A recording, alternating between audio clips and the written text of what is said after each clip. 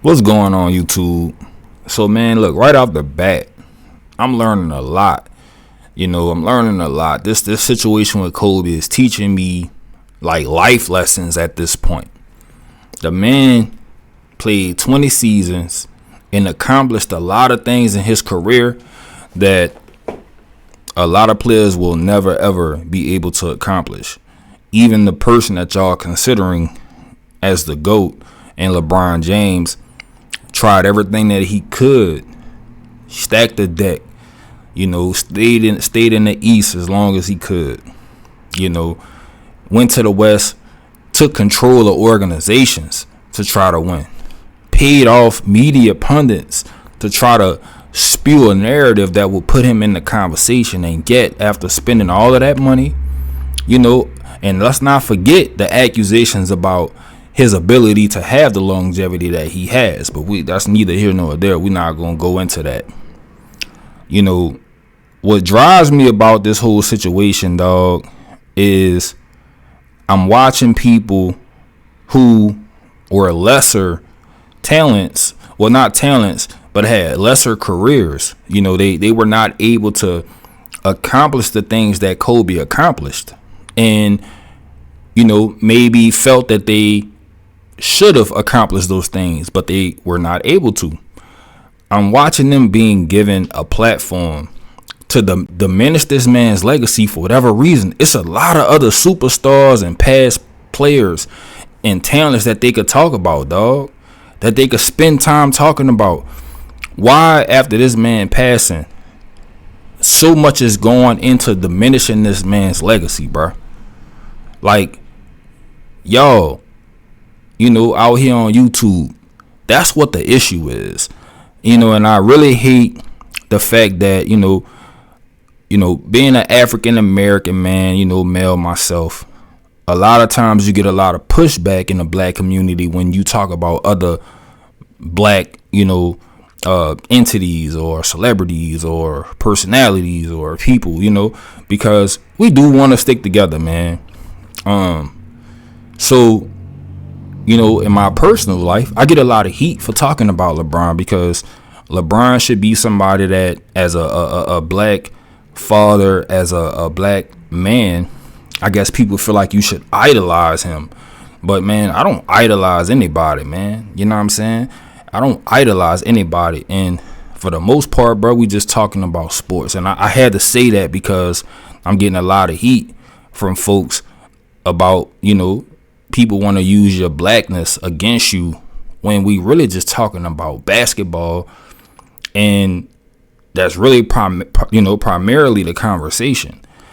But it's like we can't have that conversation for whatever reason without people feeling like, oh, you black, as a black man, you going against the black community. And it's like, wait a minute, man, like we just talking about sports. We comparing players, we're comparing careers and legacies here. Like, we not talking about nothing else, man. Like, I ain't never talked about him as a father. I ain't never talked about him, in any other category, to an extent. When I get into my conspiracy theory bag, there have been instances where, we start talking about the boule, and we start talking about that glass ceiling. But that's rarely ever discussed on my channel, you know what I'm saying? Now, in my personal life, we definitely talk about the fact that to get through certain doors, it seems as if there's something going on to be able to get on the other side of certain things, and to be able to touch the financial ability and status and resources that some of these celebrities have.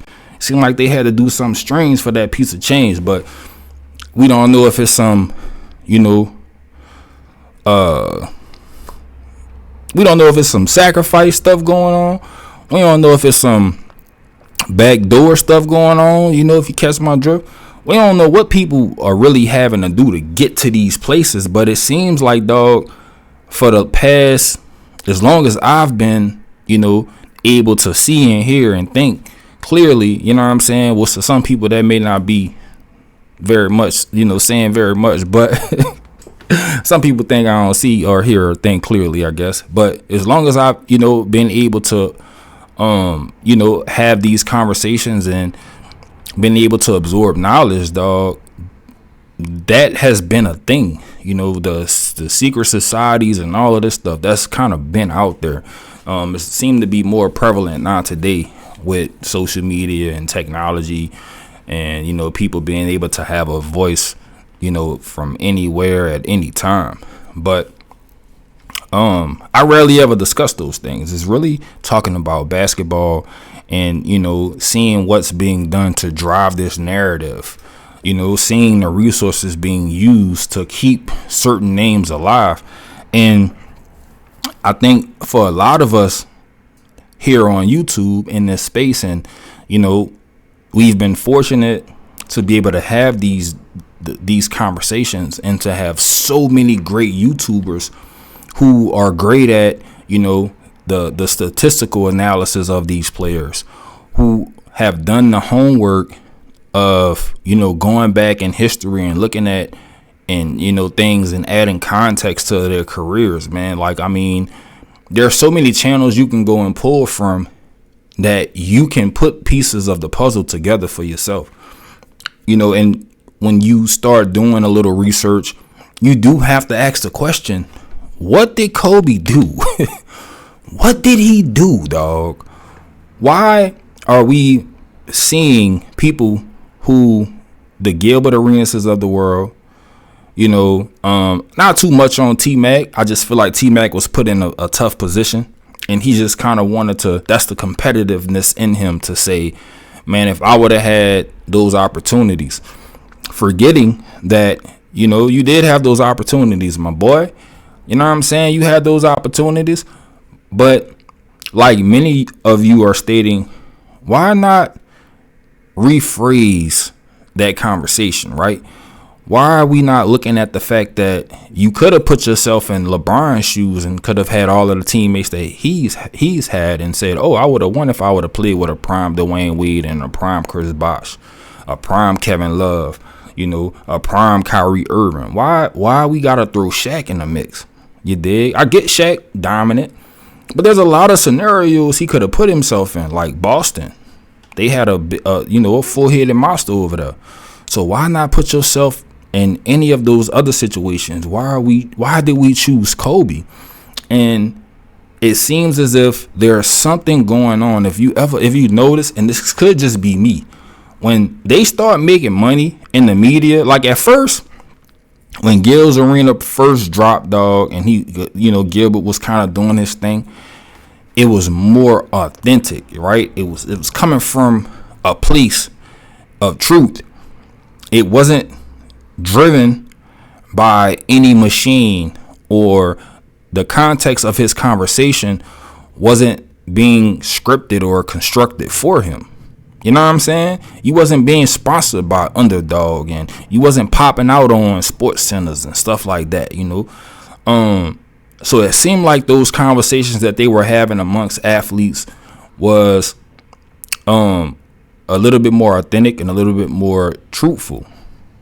But now it does give off very much that it seems like Kobe is being used,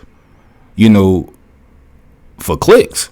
Like it's like a clickbaity type of thing where if we diminish Kobe, that's going to bring out all of the Kobe fans, and it's going to get so much attention because LeBron fans know that Kobe is LeBron's biggest threat. So by diminishing Kobe's legacy with the Nick Wrights of the world and people like that, it automatically will attract more viewers maybe, and the post is going to get more attention because none of it makes sense, dog. Like I see, that they're trying to utilize all of these be creative with all of the statistical analysis and, all of these different things, but none of it makes sense, man. So y'all let me know what's going on, bro. What did Kobe do to make people just so adamantly, aggressively out to put him in this robbing category? Like Gilbert Arenas got on ESPN. It was comparing this man to Scottie Pippen when We all know in reality, in real time, he was being compared to Michael Jordan. He was never the best Scottie Pippen. He was the heir apparent. But anyway, man, y'all let me know what y'all think, man.